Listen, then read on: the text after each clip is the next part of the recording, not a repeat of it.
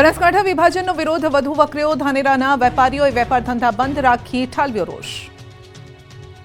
બનાસકાંઠા જિલ્લાનું વિભાજન કરતા વિરોધનો વંટોળ વધુ વકરી રહ્યો છે. વેપારીઓ વેપાર ધંધા બંધ રાખી રેલી કાઢી રોષ ઠાલવી રહ્યા છે. શિહોરી અને થરાદ બાદ ધાનેરા બંધ રાખી લોકોએ વિરોધ કર્યો.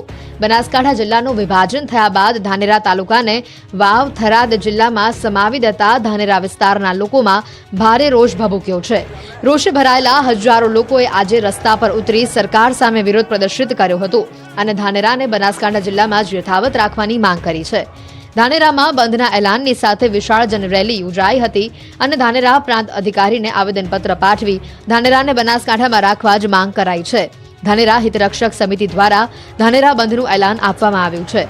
ધાનેરાના લોકોની માંગ છે કે ધાનેરાને બનાસકાંઠા જિલ્લામાં જ રાખવામાં આવે. અગાઉ કાંકરેજ અને શિહોરીમાં પણ લોકોએ બંધ પાડી પોતાનો રોષ ઠાલવ્યો હતો. બજારો સજ્જડ બંધ રાખી કાંકરેજ તાલુકાને બનાસકાંઠામાં જ રાખવાની માંગ કરાઈ હતી.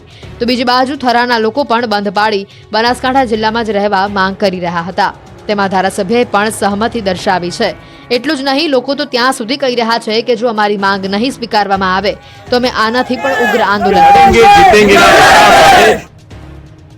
ભાવનગરમાં ગરીબોના 800થી વધુ ઘર તોડવાના નિર્ણય સામે ઉગ્ર જન આક્રોશ.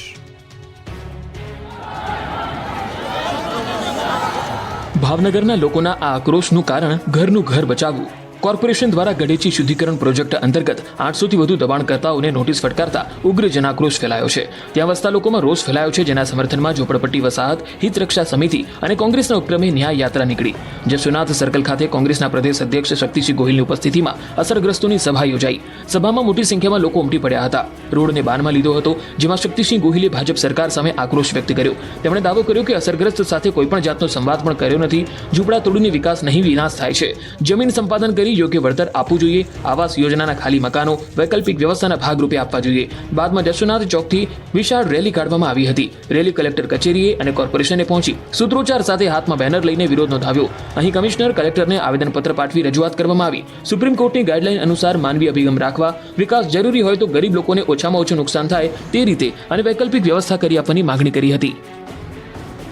રાજકોટ વકફ બોર્ડના નામે નવાબ મસ્જિદની 3 દુકાનો ખાલી કરાવવાનો મામલો. ગૃહ રાજ્યમંત્રી હર્ષ સંઘવી પહોંચ્યા. નવાબ મસ્જિદ 3 હિન્દુ વેપારીઓની દુકાનોનો સામાન બહાર ફેંકી બળજબરીપૂર્વક દુકાન ખાલી કરાવવામાં આવી હતી.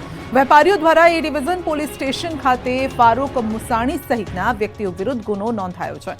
તો ગુનો નોંધાતા ફારૂક મુસાણી સહિત 9 વ્યક્તિઓની અટકાયત કરવામાં આવી અને હિન્દુ મુસ્લિમ ધર્મના લોકોએ સાથે મળીને દુકાનોમાં સામાન પરત મૂક્યો.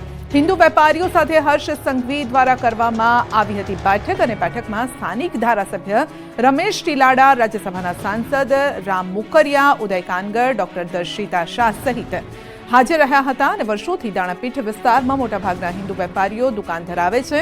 અટકાયત કરાયા બાદ તમામ આરોપીઓને મુક્ત કરવામાં આવ્યા હતા. આરોપીઓની અટકાયતને લઈને હર્ષ સંઘવી દ્વારા એક્સ પર પોસ્ટ મૂકવામાં આવી હતી અને દાણાપીઠ વિસ્તારમાં જય જય શ્રી રામ અને વંદે માતરમના નારા લાગ્યા.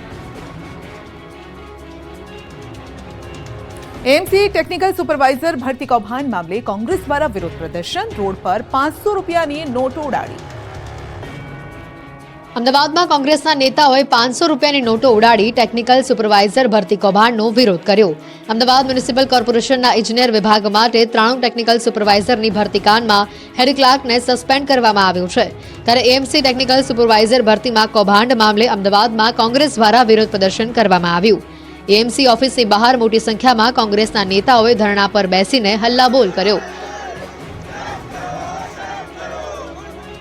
ભરતી કૌભાંડ રૂપી રાક્ષસ બનાવીને ઉગ્ર વિરોધ પ્રદર્શન પણ કરવામાં આવ્યું.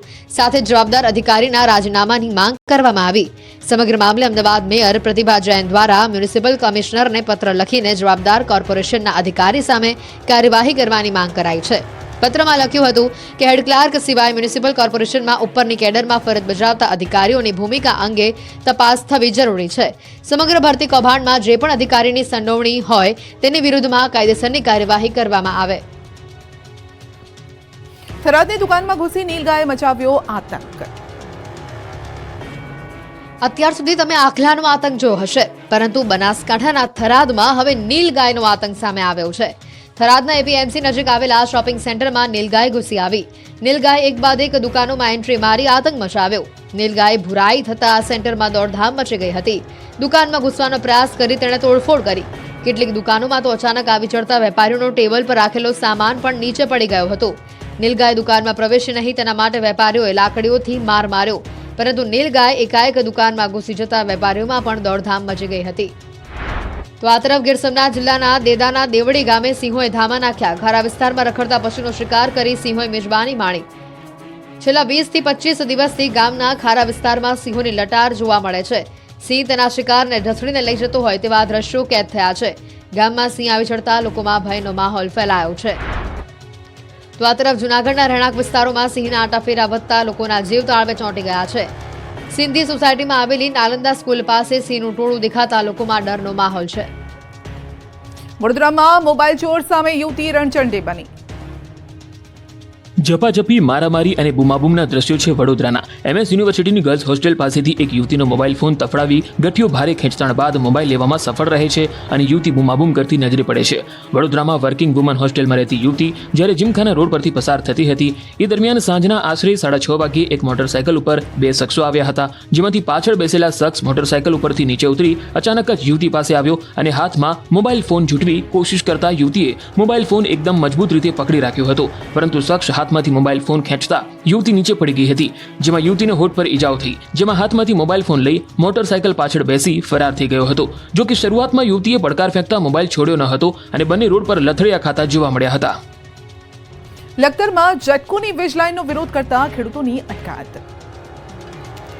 ઝપાઝપી હલ્લાબોલ અટકાયત અને વિરોધના દ્રશ્યો છે સુરેન્દ્રનગરના. જેટકો દ્વારા 400 kV ચોરણિયાથી તલસાણા સુધી બેવડી વીજ લાઇનનું કામ પૂરજોશમાં ચાલુ છે. ત્યારે જે કામમાં લખતર પોસ્ટેના તાવી તલસાણા ગામના ખેડૂત ખાતેદારો વીજ લાઇન નાખવામાં વિરોધ તથા અવરોધ કરી રહ્યા હતા, જે બાબતે સંખ્યાબંધ ખેડૂત ખાતેદારોને લખતર પોલીસ દ્વારા ડિટેન કરી અને લખતર પોલીસ સ્ટેશન ખાતે લાવવામાં આવતા હફડાતફડી મચી ગઈ હતી.